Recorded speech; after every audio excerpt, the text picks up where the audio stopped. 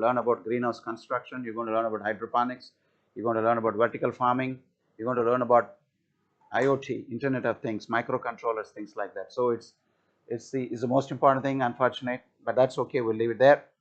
Like I said, those who are joined a little bit late, I think you joined a little bit late, right? So I'm going to continue, finish this chapter. There are 2 sub lectures here, but they are all together. Usually, they go together. So I'm going to finish them. So you may have to sit a little longer, but we'll finish it. I'll go slow. But then after the second lecture, around 11:15, 11:20, I'm going to stop. Okay. Then you guys can go back and then probably come for the tutorial in the afternoon, 3 o'clock. We'll do the tutorials. The thing is, they also set up a meeting with the faculty here with me around 4 p.m. But I will start the tutorials and you can finish it slowly. It's a nice thing. The meeting will be over by 5 p.m. But I'm going to ask you that between 5 and 6, I'm going to take one more lecture today, just for 1 extra hour today. Instead of between the 12 and 1, I'm going to do that. 12 and 1 is being postponed to 5 and 6. So it gives me some time to go in my hotel and send off my family. They're traveling back to US today. So I'm going to just take an hour and help them with any packing or any arrangements I have to do. Okay. So I hope it's okay with you all between 5 and 6. I hope there is no clash or conflicts. We're going to talk about hydroponics at 5 and 6. So if you can make up, please do, because that's an important chapter. Okay. There is a lot of hydroponic stuff going on in India, and I'm going to bring you some real important information there. Okay. But if it is not possible, most of you have to go between 5 and 6 somewhere. Let me ask Ashutosh Singh and see if he can come up with some other time. What do you think? Sir, can we schedule one of the tutorial later? For example, the 5 or 6 class, we can begin it with 3 to 4, and then you can give us the tutorial and we can complete the tutorial by your time you complete your meeting. Sir. That's also fine with me. Anything if we can do today is good for me, because tomorrow is also packed day. I actually have 2 tutorials tomorrow, and one of them is going to be Zoom call. And the day after tomorrow is the last day. I don't know how the situation will be. Maybe there will be 1 or 2 people. So we'll see. And sir, if somebody wants to go, he or she is from some Yeah, you were talking with him, right? then we can continue with the tutorial till Okay. 6. Well, we're just a short group here. What do you think? Can you? Is it fine? How about you? You are okay with that too? All good then. Let's see what we can do best. All right. Let's start the lecture. It's about greenhouse construction. Okay. By the way, how was your trip? Greenhouse tour. How about all other classes? They were all good. Everything was well understood. Okay. All the AI stuff or something that was taught, right? All good. Okay. Good. All right. So this is more applied stuff. We're going to learn about what are the things you should know if you are going to build a greenhouse yourself. Okay, at some point in your future, maybe if you're interested in, I have some money and I'm going to build a greenhouse myself, even if it's a small one. Okay, just a small 30 by 100 feet or 10 by 50 meter greenhouse. What should you know? Of course, almost all you'll rely on some company to do it, but company people will always cheat because it's their interest, right? But knowing this, learning this chapter will actually help you ask for right things. I want that. I don't want that. I want you to do this. I want you to do this calculation for me for the loads, things like that. Okay, that's what you're going to learn today. Very, very important applied stuff. All right. The first thing is location. Where should you put your greenhouse? Let's say you have a land. So where should you put your greenhouse? It can't go anywhere. Okay. And then also direction of the greenhouse. Those are important. Okay. Let's talk about that first. So first, so you look at there are a lot of considerations here, and I put pictures to explain it very, very easily. Okay, the total area should be at least twice the size of the greenhouse. Okay, right? So let's say you want to build a greenhouse. You may build a small one today, but let's say you make money, and then you want to expand your business. You need space for the expansion, right? So find a spot. If you're going to buy a location and build a greenhouse, find a spot where, okay, go with a small greenhouse, but have some area for expansion too. You should consider that on day 1, not after 2 or 3 years. That's too late. Okay, so have extra space. Ideally, 2 times the size of the greenhouse at least, because you're doubling your business. If you want to do more, great, but at least 2 times the size of the greenhouse. That's what this is, 2x. Okay, very simple, right? Number 2, there is something called head house. This is called the head house. Okay, these are 2 greenhouses, right? But in the middle, what do you see? Just like a regular room like this. This is where offices will be there.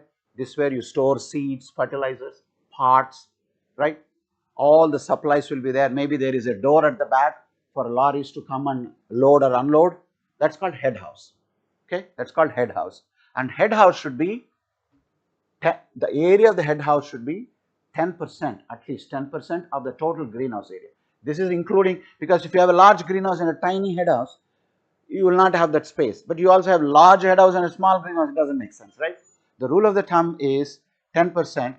10% of the greenhouse space should be head house, okay? And ideally, the head house should be located in the middle. Why in the middle? Easy access, right? Let's say you're storing fertilizer bags here in the head house, and you are running operations on this side. Your head house is right here. You have to move the fertilizer all the way from here to there. That's labor, that's time. Ideally have it in the middle. Also, the greenhouse manager usually sits in the head house. He will have an office in the head house. So he is monitoring laborers, working people, right? So it will be very nice to have a nice view of them, because he can't all the time stand in front of them. He has to do other things. He has to do planning, he has to do accounts, he has to do, a lot of other things, purchases, sales. But he should also have access. So if he sits in the middle with some windows, he can access everything in the greenhouse. They can see what's going on, right? And so there's something going on there. I need to go there and check it out. Something like that. That's the reason we recommend the head house to be in the middle, and it should occupy 10% of the total greenhouse area. What does the 10% mean? Let's say your greenhouse is 1000 meters square. The head house should be 100 meters square. Rule of thumb. You can have a little bit more or less, but these are just kind of like rules of thumb. Okay, just guidelines for you to start with. But always plan for a head house. Don't just buy a greenhouse or build a greenhouse. You will need some office space. You will need some storage space. That's what your head house is.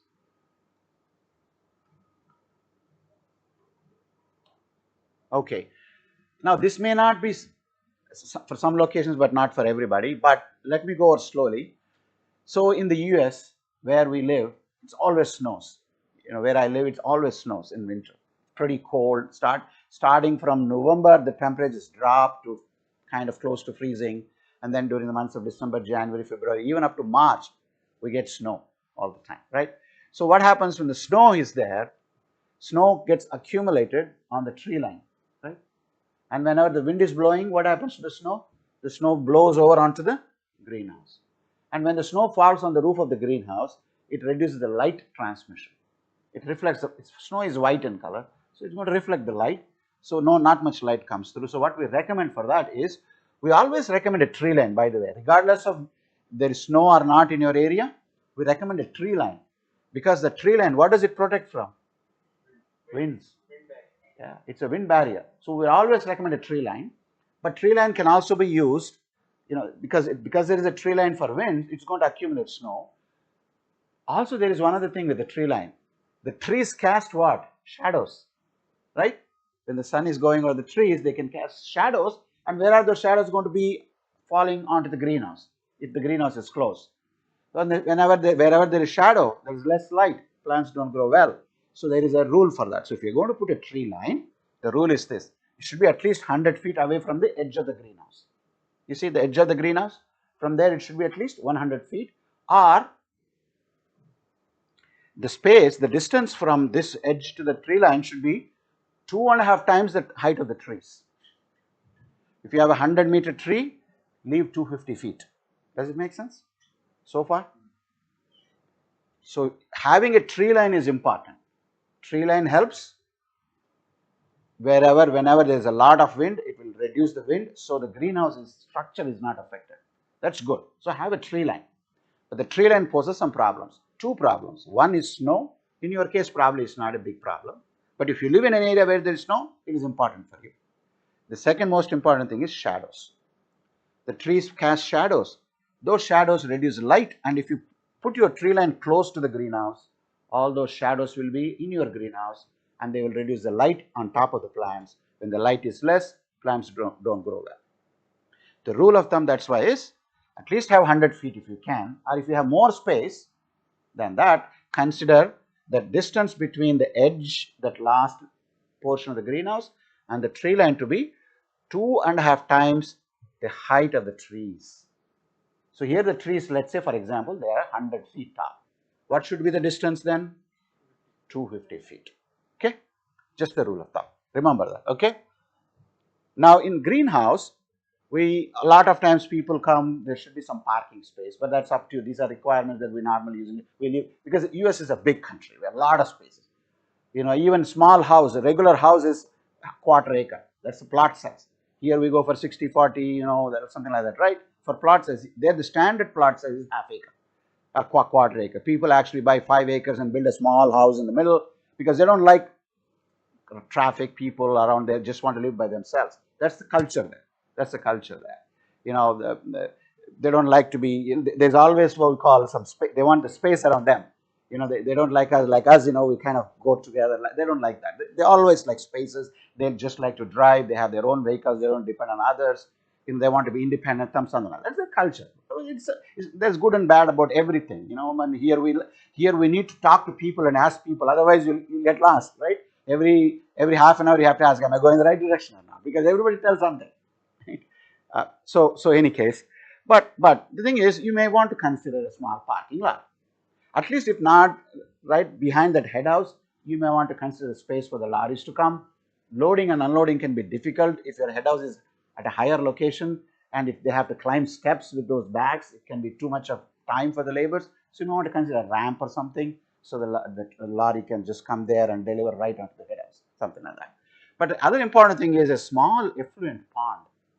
You see, in this greenhouse, most often either we use hydroponics or we recirculate the fertilizer. So we apply water, fertilizer water. That fertilizer water runs down. You don't want to let the water go away. It's fertilizer water, right? You don't want the water to go away. So what they normally do is they collect that water. Remember again, the type of water we apply, it's not plain water, isn't it, in greenhouses? What do we mix in that water? We mix fertilizer. It's called fertigation, right? That's the term for that. So that water is, you already added fertilizer to it, so you don't want to waste it, right? So normally what people do is they bring the water back. They don't have big reservoirs in greenhouses. They can't do that. It's expensive. What they do is they simply take the water to that pond. That's fertilizer water, basically. You should make sure that water don't get off onto the roads or anything, because that pond the water will look blue in color, like because of the fertilizer color, or dark green in color. But what they do, they put pumps in there, and then they get that water back to the greenhouse. That is their reservoir. That is their big tank. Okay, so they recirculate that water. So the water, when you add to the greenhouse, crops, either by overhead irrigation, sub irrigation, doesn't matter. That water should not be wasted. You should take it back to the pond, and from pond you should bring it back. When it is brought into the greenhouse, they check for EC and pH, adjust it, but they store the water, fertilizer water there. So that planning for a small effluent pond is also good. Okay, just to keep these things in mind. In terms of floor plan, so okay, now we know how much space you need. Now we know about the head house, where should be located, and we talked about things like tree lines. We talked about things like a small effluent pond.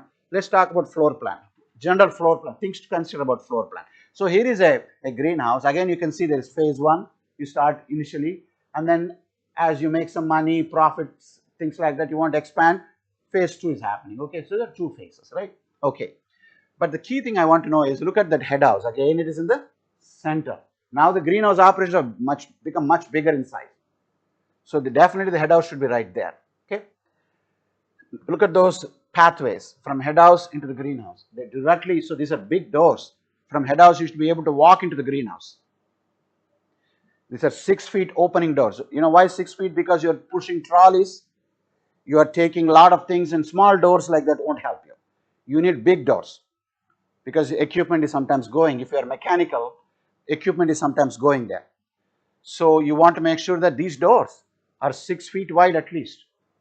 And those doors, the paths that go from those doors, at least if possible, make it concrete. Because you are taking some equipment, you are pushing fertilizer, seeds, heavy stuff, and if it is like muddy and gravelly, it can be difficult, right?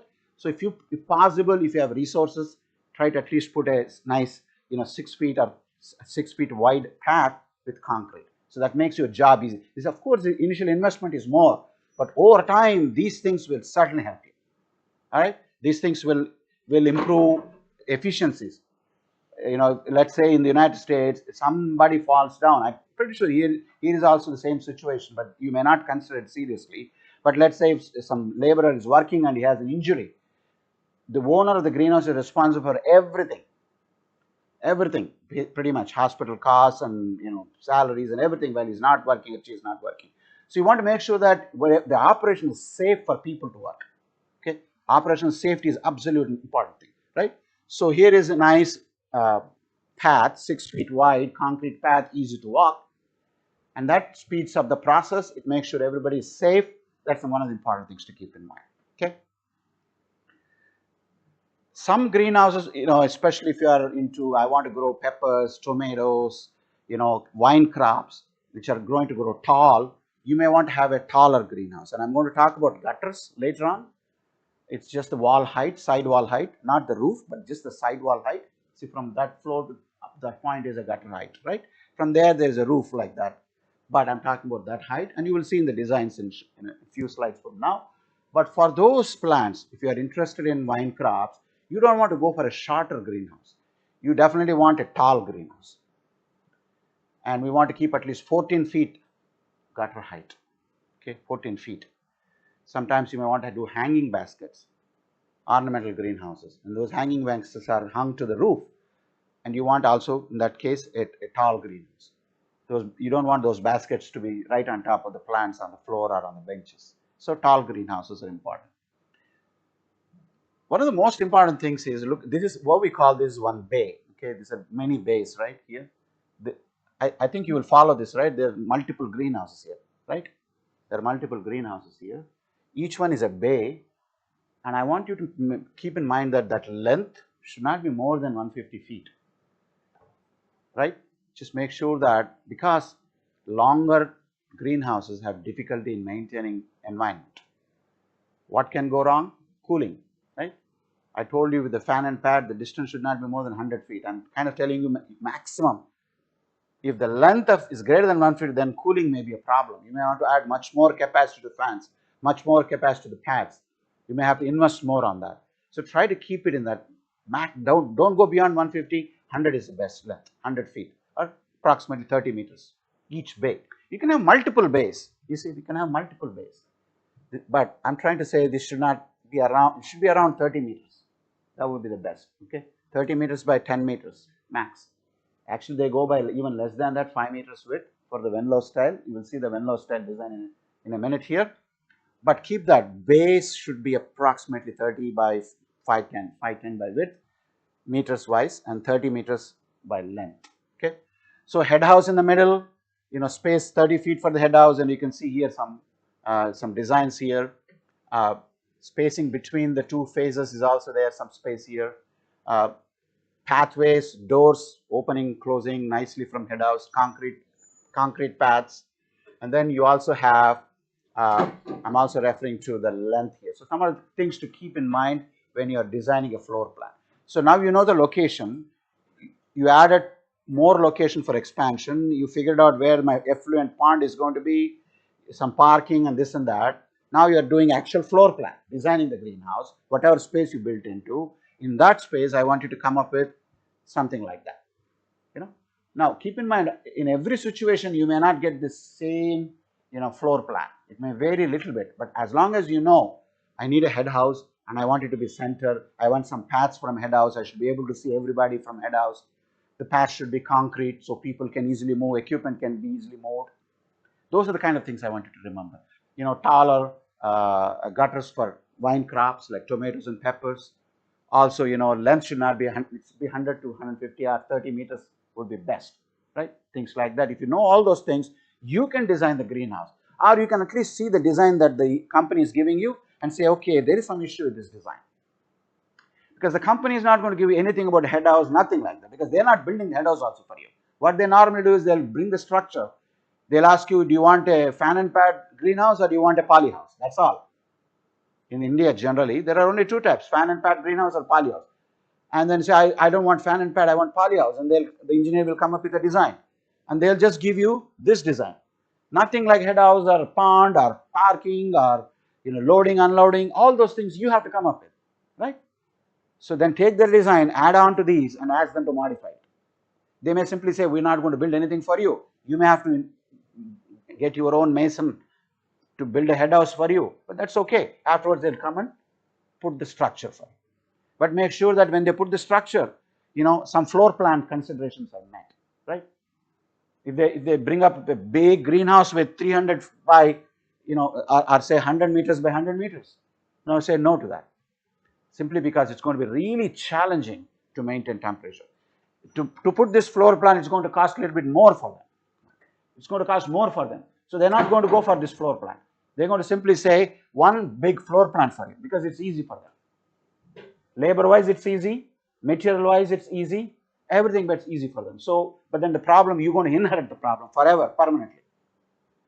If you have a greenhouse that is 300 feet long and you have fans on one end, think of how much of fan capacity you will need to get the heat out. That's why oftentimes those greenhouses are really hot in summer. So knowing those things will help you to bargain a better design when you are building a greenhouse. Okay? Now this may not be important for you. These are all different cities where I live. But what I'm trying to tell you is that greenhouse operations require a lot of electricity. You will be running fans which require electricity, lights may require electricity, office space may require electricity, some equipment may require electricity, and electricity costs. In United States, the cost of electricity, unit cost of electricity, 1 unit is 1 kilowatt hour, right? Unit cost of electricity varies by city, varies by location. Some places are extremely high, some places are extremely low. Now, I do not know the situation here. You may want to inquire about that. Some places in bigger cities, what they do is they charge electricity by variable rates. In the evenings at night time, the electricity costs are going to be higher because people come homes, they turn on air conditioning units, everybody is using electricity, so they charge you more. But during the rest of the day, between 10 o'clock and 4 p.m., people are working in offices, so the residential cost may go down, they may charge less. Some places do that, some places don't do that. But it's not a bad idea to inquire the cost of electricity in that location, and if you have an option to change to a location where electricity costs are less, then it's going to add on to your profits eventually, right? See, here there are different cities in the US. If you live in the capital city versus this place, there's a big difference in terms of electricity. The US cost is approximately, we pay 13 cents per kilowatt hour. It's generally cheaper there. But later on, I'll talk about solar energy, things like that. That may actually reduce the load on the electricity too. But knowing the electricity cost is going to be important for your location. You can't change the location, that's okay. But at least you know, I'm going to pay this much. Don't simply add fan and pad system. Pads require pumps, fans require electricity. Calculate all of that. If you run fans every day for 11, 12 hours during summer, this is the electricity cost. Compare that with maybe installing solar panels. How much it would cost in 10-year period. In 10 years, if the solar panels are going to come cheaper, invest in it today. Okay, those are the kind of things as a progressive grower, a progressive farmer you should consider. Don't be conservative. All right? Yeah. So water is also a very big requirement. That's next slide. Hold on to that. Okay, maybe in 2 more slides from now. This is again US map. It may be different for your situation, but here also there are a lot of winds, isn't it? If you are in the hilly areas, there's a lot of winds. Why would wind be important? So it can also damage the greenhouse. Structurally, it is an important factor, right? And you will learn about the greenhouse loads in a minute. But then if you are in hilly areas and you are required to heat the greenhouse, if you are required to heat the greenhouse in winter, remember the heat losses. What are the 4 types of losses? Conduction, convection, radiation. What's the 4th one? And what does infiltrate? What causes infiltration? Wind.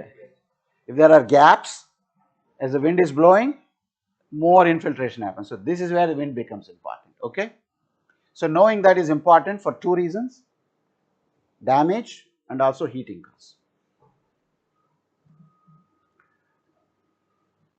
Here is your water that you ask for. Greenhouse require a lot of water. What are the operations? For fertilizer you need water. For irrigation purpose you need water. For cleaning you need water, right? Drinking purposes. Sometimes equipment cleaning you need water. A lot of water is needed in greenhouse. So you want to build a greenhouse where there is water available. If you don't have water, try to think twice. Okay, you may end up with a big problem. Okay, so how much water do you need? Right, that's the question. Now this can vary by region, by person, but I'm again giving you a rule of thumb. Again, this is in gallons, and I'll convert this for you. If you have 1 acre greenhouse, let's say 1 acre greenhouse, you probably will require 1 gallon is approximately 4 liters, 3.87, but 4 liters. So 1,20,000 liters of water per day. That's what they use in the US. But then you can bring it down here if you are more concerned about water. But approximately that much of water is needed. 1 acre is a large area. Of course, you're not going to go for one large grid. In case if you are going, that's the number you are looking for. 1,20,000 liters of water may be used to irrigate plants, clean equipment, clean greenhouse, all of that. So that's a lot of water. You have to pump all the time, right? So maybe half of that at least. Be prepared for that, especially if you are in a place where water is limited. You cannot go to a place where there is no water, because plants need water. You need to clean greenhouse, otherwise problems, right? But at least have something like that, 15,000 or 60,000 liters per day for 1 acre greenhouse. 60,000 to 1 lakh liters per day for 1 acre greenhouse. For 1 acre greenhouse, because 1 acre is large. You have to add a lot of water to plants. And if this is a small space, you may not need that much, but if it is 1 acre, it's large. Okay, fan and pad system requires water. The pads require water, right? That's another thing. So water is an important thing. So these are all considerations you should remember. Location, floor plans, water, electricity, all of that are important. You can't simply dive and, oh, I have money, I'm going to build a greenhouse. Then you start seeing these problems. What do? Stop the business, sell it away, go away. Most of the people fail because they don't properly plan. You should do research and planning for some time, and then only you should invest in this, right? After you do research and planning, you may start with a huge interest, but after you do the research, you find that it's not profitable. Good, don't even get into it. If you are running a project that is not giving you profit, you are only going deeper and deeper, neck deep into problems. The sooner you kill that project, the better it is. Okay? So again, doing research is important, and these are the kind of things you should do math upon. Okay. All right. Here is an example. See, here is a big greenhouse. I know this greenhouse is in Indiana where I stay, and this greenhouse is about 10 acres in size. Where is the largest greenhouse in the US? One unit is 110 acres. They just grow ornamentals, flowering plants in there. 110 acres. Metrolina greenhouse in North Carolina, state of North Carolina. But this is about 10 acres greenhouse. Okay. Now what is here? Yeah, the greenhouse runs lights at night time. They have a lot of plant debris they want to burn, right? If you have a lot of dried plants, what do? You burn them, otherwise it's all trash, right? So they burn, so a lot of smoke in the evenings. So people are here, they come from offices, they're tired, and they open their doors in the evenings and they want to have dinner outside, and here comes the smoke from the greenhouse. Huge bright lights at night time, they want to sleep, but yellow color high pressure sodium lamps, they don't like it. You know what they do? They go and make a complaint. The greenhouse guys get a ticket for that. So make sure that you are not too close to an urban area, or in the future it's going to be a huge development there. Avoid such areas.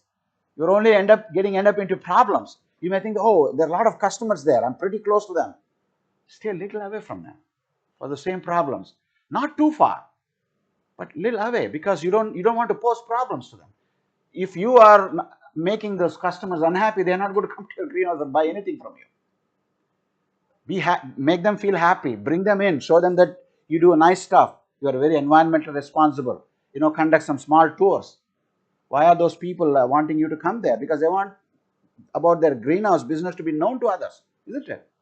That's why you went on last Saturday, I believe, and toured some greenhouses. Bring in people, make sure that they're all nicely dressed, they're not bringing any pathogens, make sure that they wash their hands and legs, but give a nice tour, tell them what you're doing. They will propagate your business with others. That's the secret of business in the modern day. Social media. Why do you want social media? Because you want to propagate your ideas, right? But not too close, little farther. Okay. Also, the other thing is if you're too close to urban areas, the labor costs are going to be high. I think that's the next one. Yeah, if you see again, I'm sorry I didn't find this information from different states in India, but this is my state, Indiana, where I live. Okay, here is other states, surrounding states, and the numbers are shown in dollars. That is the minimum wage. There's a minimum government regulated minimum wage we should pay per hour. That's per hour, not per day. So that's per hour you should pay for people who work there. Of course, it's a minimum. It should be for skilled people. If you are a skilled worker, experienced greenhouse grower, you may be paid even much more, $40 per hour sometimes, right? But that is a minimum. But the problem for us is, you look at here, in the state of Michigan, they pay $9.65 per hour. That's their minimum. Okay. If you go to the state of Ohio, $8.70. Right next to the state of Illinois, where this big city of Chicago is located, they pay $9.20. What is the problem here? The problem is these people who don't know anything about greenhouse, they come to us, they learn here, and then afterwards what do? They go away because they get paid more. If they stay in Indiana, they don't get paid that much, so they leave. So know about that. You are in Uttarakhand. If they pay more in Uttar Pradesh, they might like to learn from you, but very soon they will leave there. That migration can happen. So that's the problem here, and this is a consistent problem. Greenhouse, yeah. What is the like maximum working hours limit there in US? 8 hours, 8 hours, 8 hours, yeah, 8 hours, and beyond that you have to pay more. Weekends you have to pay more, but 8 hours is usually the day. Okay, the 8 to 5, 8 a.m. to 5 p.m. Still minimum wage makes up very more than our corporate employees. I understand, but I went to other countries in Central America, and they pay probably $1.5 $2 there. Okay, it varies, but what I'm trying to say, don't go by the numbers. Don't get confused by these numbers. These are not for you. What I'm trying to say is, if you are in a region where you can pay less, don't think that, oh, I can pay less, I'm happy about it. No, no, they're going to leave you soon. You may want to retain skilled workers. Somebody has learned, they know the problems. You want to do something to retain them. Give them perks, give them some benefits. Be nice to them. Then they will do more to you. Okay, these are all the type of things that big companies do, right? If you're in a Fortune 100, Fortune 500 companies, there's so many benefits, not just a salary, right? I used to work for Monsanto. Monsanto is one of the big Fortune 100 companies. They had some 20,000 people all over the world, right? Even in India, they have huge branches here. It's a Fortune 100 company, and it's just not the salary. When we go and interview for jobs, we're not just asking for salary. We're also asking for benefits. And most of the companies, even my university, they show the overall benefits that they give us. The benefits include health insurance, dental insurance, increments, travel benefits, all kinds of stuff. There's a big 2-5 pages of benefits. So you give all of them, the people will stay with you. They want to leave the company, right? Even if they don't like, even if the work is hard, they will stay with you. So you may have to do something like, if you go and cheap on the labors, they'll learn something and then leave to the next state, which pays more. Something to keep in mind, okay? All right, so that's about location. Location, important thing. So what are the things we learned about location? Head house, total area, floor plans, water requirements, electricity requirements, wind issues, daily wages. All of these are important in terms of location. Now, you may not have an option. You may not have a choice. You got only one piece of land and that's where you have to put it. That's okay, but at least try to. I'm not saying that you should follow all of these things. If you follow, that's great. But I want you to at least follow a few things. Keep in mind some of the things so they won't cause problems to you. But these are the kind of things you should know before you plan and select a specific location for a greenhouse. Okay? After location, okay, now we have finalized your location. I know where my greenhouse is going to be. Then how am I going to lay my greenhouse? What is the orientation, direction? There are a few things you got to keep in mind. Very, very important. And this orientation is so important for one thing. Proper orientation increases light transmission into the greenhouse. Okay? And that's why it is so important. So proper orientation always improves light transmission. And this is one of the most important things you should keep in mind. And I put a lot of pictures here to make it simple and easy to follow. That's what orientation means, and that's what we're going to look into. Okay? All right. This greenhouse, look at this one. It's a single unit, right? It's a single unit. We call this as a single span greenhouse. Just single span greenhouse. Just like that, you have a multi-span greenhouse also. Multiple units connected. Remember that floor plan I showed you in the last picture? There are so many bays connected, isn't it? That's a multi-span greenhouse. What is this one is? A single span greenhouse. Okay. You have fans on this side, right? Windows, fans. And then what is that on the other side? It's a pad on that side, right? You have a fan and pad greenhouse. So let's say you have a single span greenhouse. You have a question for me? अभी तो है ठीक है ना here the weather is clear for landing. Okay.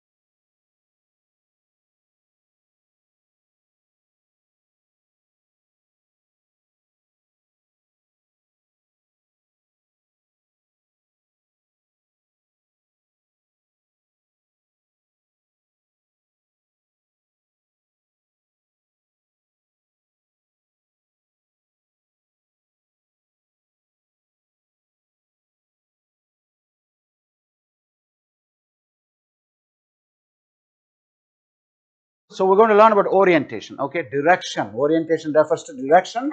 Especially when I talk about orientation, I am talking about the direction of the ridge.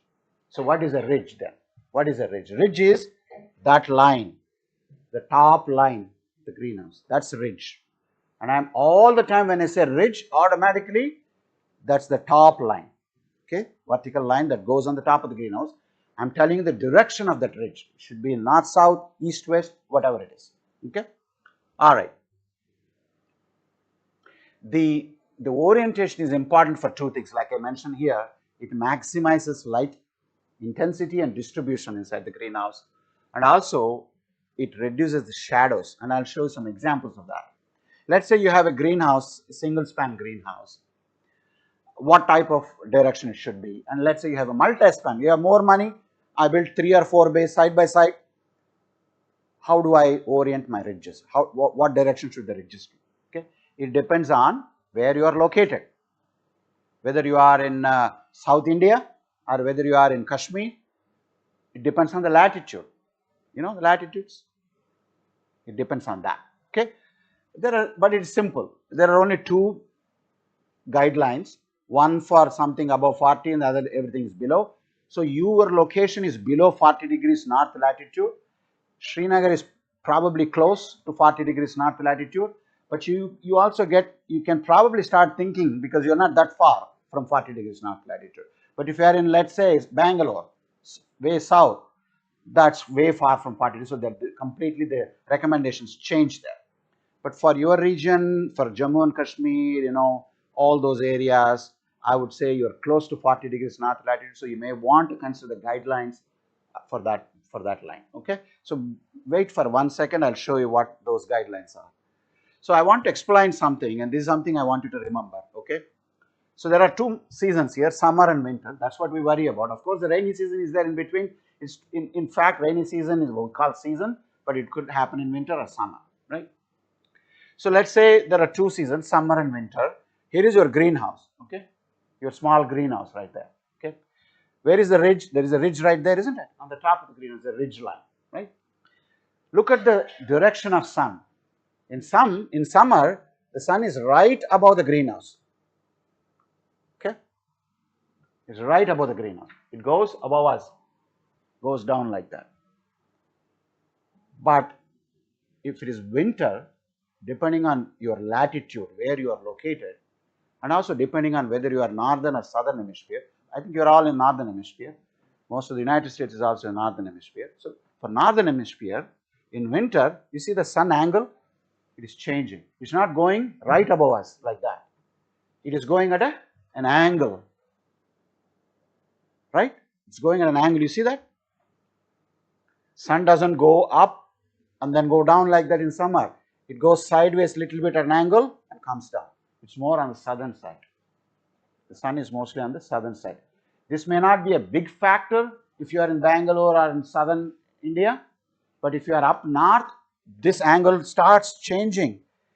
The closer, the farther you are from equator, farther you are from the zero latitude equator, this angle becomes smaller and smaller and smaller, meaning, you know, if you are, let's say, for example, give me a country which is further north, let's say China, you know, further north.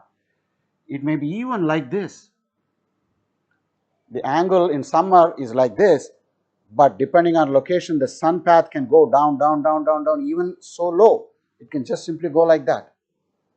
When that happens, the amount of light that gets through a greenhouse is less. You get most of the light when the sun is right above you, right? Goes up and down, lot of light. But when sun angle goes down, it's like coming from south, you get less light. It's like evening times, right? There is less amount of light. So that is the main thing I want to keep. That's the reason why we want to orient greenhouses. So keep that in mind, that sun angle, solar angle, that varies by two things: season, winter versus summer, and varies by latitude, location where you are. Okay, if you are closer to northern latitudes, the solar angle is less. If you are closer to southern latitudes, the solar angle is high. Okay, so just remember that. Now here is a world map. Okay,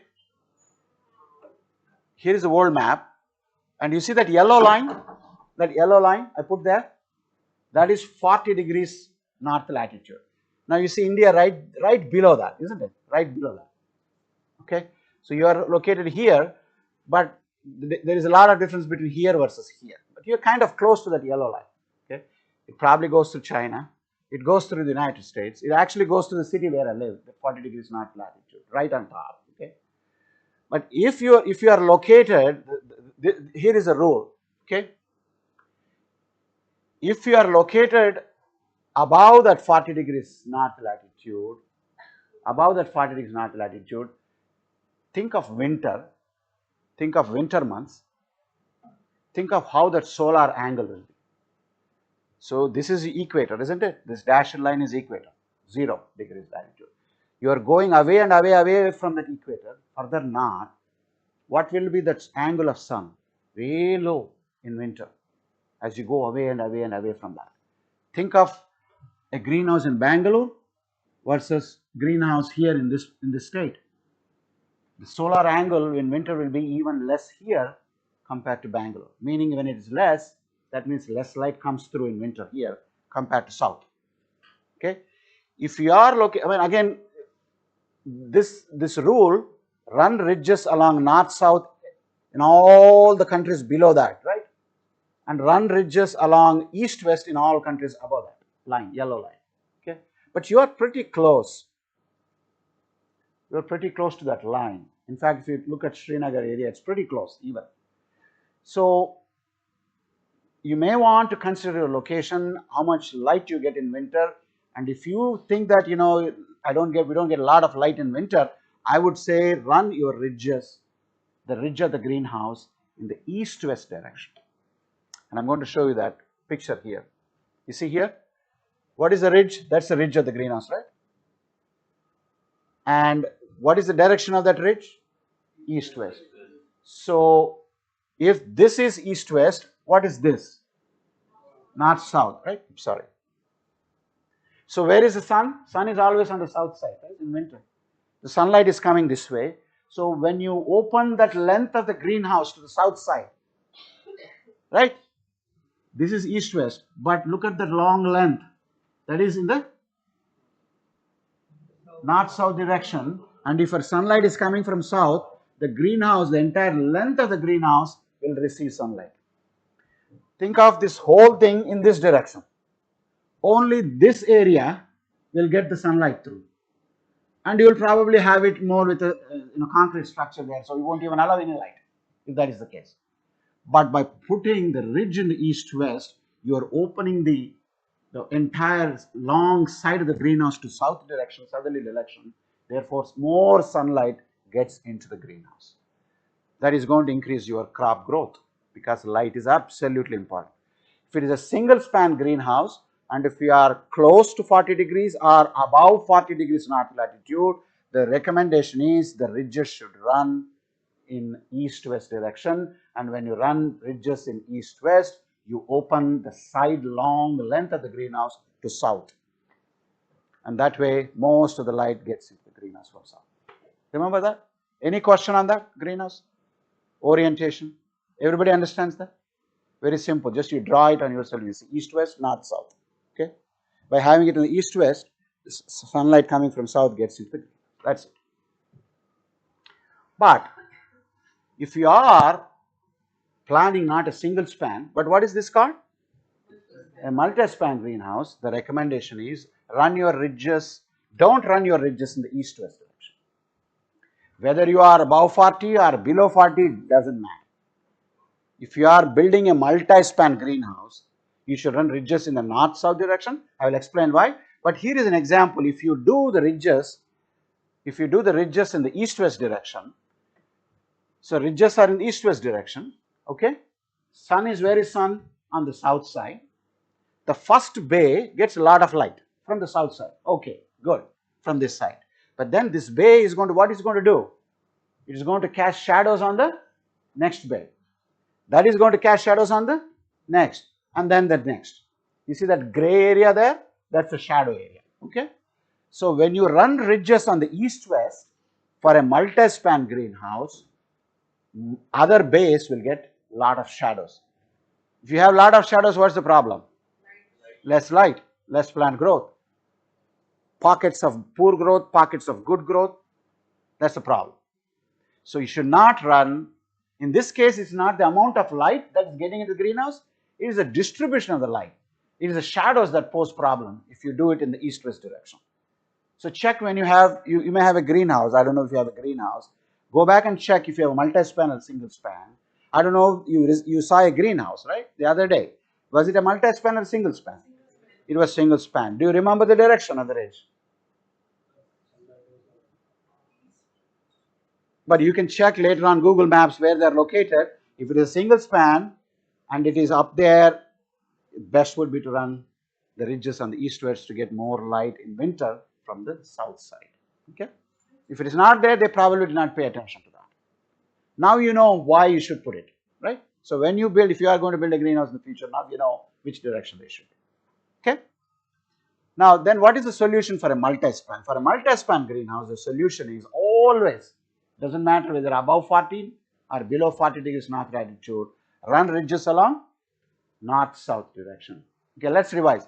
Single span, what is the rule? If you are above or close to 40-degree north latitude, run in the east-west. If you are below, like you are in Bangalore or even further south, north-south. Okay, good mind. North-south. If it is a multi-span greenhouse, what is the rule? Regardless, you run it north-south. You understand that? That is a very, very important orientation thing that you should keep in mind. Why do you want to do this proper orientation? Increase the distribution and intensity of light in the greenhouse. Okay? Okay, that's good. So that's the end of the first lecture. But let's revise. You came at the end, so we'll start the next lecture shortly. But I'm going to revise the things that I just said. We started with the where do you want to put a greenhouse, right? Location wise, we looked at the size the extra space you should have for the expansion. We looked at head house. What is a head house? How much area should be allocated to head house? Where this head house should be located? We looked at floor plans, considerations for floor plans, each base. We looked at roads, paths, concrete paths, door sizes, right? We looked at effluent ponds, things like that. Then we looked at electricity requirements, water requirements, labor requirements, closeness to urban areas, problems they pose, all those things. Then we looked at light distribution through orientation. The main thing, remember the sunlight path during summer and winter. During summer, it's always above our head. Sun goes from east to west like that. But in winter, sun kind of bends depending on which hemisphere you are. If you are in the northern hemisphere, it bends towards south. If you are in the southern hemisphere, it kind of bends towards north. Angle. And depending on where you are located, whether it's a single span or a multi-span, you want to make sure the orientation is proper to maximize light transmission intensity and distribution in the greenhouse. If it is a single span, above north latitude 40 degrees north or close to 40 degrees north, put the ridges on the east-west. If it is a multi-span, it doesn't matter. Light intensity is not the key here. Light distribution is the key thing here. You want to avoid shadows. So for that, you want to put your greenhouse such that the ridges are in the north-south. So the light comes and falls on this. In this orientation, the shadows will only be right there, little bit, right? But the rest of the greenhouse, there are much of shadows. Okay, less shadows. But the advantage of this is these shadows will also move. They won't be staying in one location from morning to evening. As the sunlight is going from one east to west, the shadows will also move slowly. So that is also good. In the morning you get shadows here, in the afternoon you get shadows here, kind of compensates. Less light here but more light in the afternoon. More light in the morning but less light in the afternoon, but kind of compensates. Again goes to uniformity. All plants might look uniform. That's the reason we recommend a multi-span greenhouse to always run your ridges on the north-south direction. So when you go outside next time, there are a lot of greenhouses inside the campus. Ask yourself, is it single span or multi-span, and then see if they followed this. What are they following? Because it is below, your region is below 40, you may even see single span ridges going north-south. But again, because you're so close to 40, personally I would recommend, just do ridges in the east-west to just maximize sunlight. Okay? So this is about location and orientation. Okay? Any questions on this chapter so far? Okay, so there are a couple of other things. Those who started a little bit late, I'm going to ask you for to be a little bit flexible today. I have 3 lectures in the morning, right? 3 lectures in the morning. The third lecture, I want to move it to the afternoon. Okay, and that may mean that you may have to stay between 5 and 6 p.m. Is that okay for most of you? Between 5 and 6. That will allow me a little bit time. I have some personal work to do between 11:30 and 2:30. So I wanted to finish that and then get back. The tutorials will happen. We can do lecture first between 3 and 4, and then you can start tutorials at 4 o'clock and finish by 5 or 5:30, whatever it takes. And that may be the best option, but it may mean that you may have to stay a little longer beyond 5 p.m., little longer. If that doesn't work for you, do let me know. If it works for majority of you, let's go forward with that. Any issues staying little longer today, so we can finish it up? Okay. All right, good. So I have a second lecture. I'm going to finish that in next 45 minutes. So you'll get some time after that for a break. Actually, you can take a break after that. You can go at after this lecture. There is no third lecture right in the morning, but I want you to come back by 3 p.m. Okay. All right, let's do the next lecture. If you have any questions.